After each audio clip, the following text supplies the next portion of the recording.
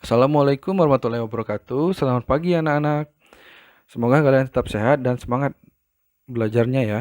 Nah, hari ini kita akan belajar tentang menyederhanakan pecahan bentuk aljabar. Nah, di materi sebelumnya kalian sudah belajar tentang pecahan ya kan? Mari kita mengingat kembali. Dalam pecahan itu ada yang namanya pembilang dan ada yang namanya penyebut, ya kan? Nah, harus kalian ingat, misalnya di sini Bapak punya contoh 1/3 ditambah dengan 4/3 sama dengan 5/3, di mana 1 dan 4 di sini adalah pembilang dan 3 di sini adalah penyebut.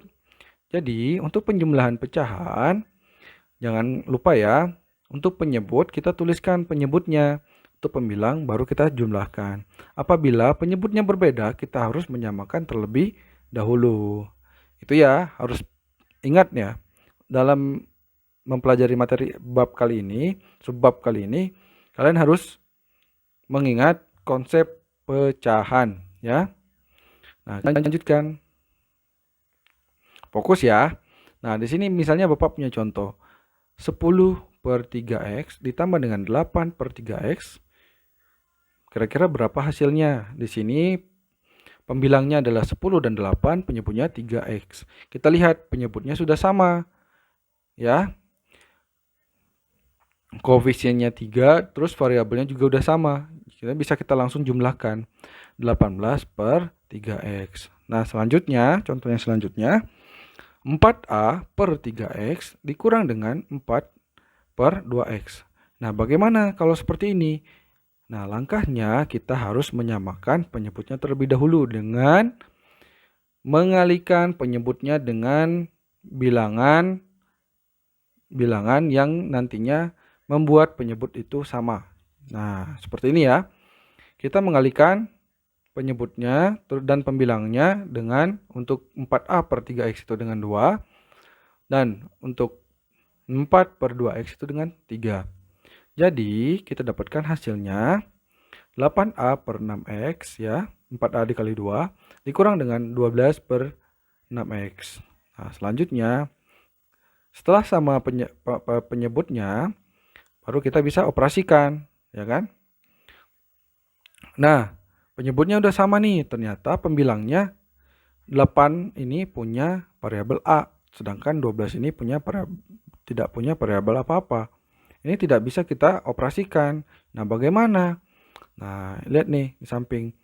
Kita bagi masing-masing koefisiennya dengan 2 ya. Menyederhanakannya. Nah, kita dapatkan di sini 4a dikurang 6 per 3x. 4a itu 8 dibagi, kan sama-sama dibagi 2 ya. 8 bagi 2 dapat 4. 12 bagi 2 dapat 6. 6 bagi 2 dapat 3. Jadi kalau misalnya kita mau menyederhanakan, misalnya kita mau bagi nih koefisiennya ya atau angkanya, semuanya harus kita bagi. Bilangan berapa sih yang kira-kira habis membagi ataupun yang bisa menyederhanakan angka tersebut ya. Nah, kita lanjut nih. Tetap fokus ya anak-anak. Nah, selanjutnya Bapak punya 2 per dalam kurung A kurang 1 tutup kurung ditambah dengan 4 per buka kurung A tambah 2. Di sini kita cari penyebutnya kan belum sama ya. Nah, jadi kita kalikan di sini agar penyebutnya sama. Kita kalikan 2 per A kurang 1 ini dengan A plus 2. Dan 4 per A plus 2 di sini dengan A kurang 1. Nah, kita dapatkan di sini 2 dikali A, 2A, 2 dikali 2, 4. 4 dikali A, 4A dikurang dengan 4 dikali negatif 1, negatif 4. Nah, di sini penyebutnya udah sama nih.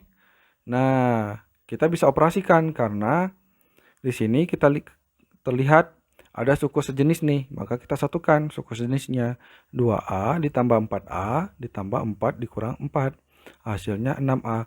Pak, itu kenapa yang bawahnya misalnya ada anak-anak yang nanya, itu nggak dikalikan? Silahkan saja kalau mau dikalikan. Kalaupun tidak dikalikan juga tidak apa-apa ya anak-anak. Nah, seperti itu ya. Nah, selanjutnya, ayo fokus lagi ya.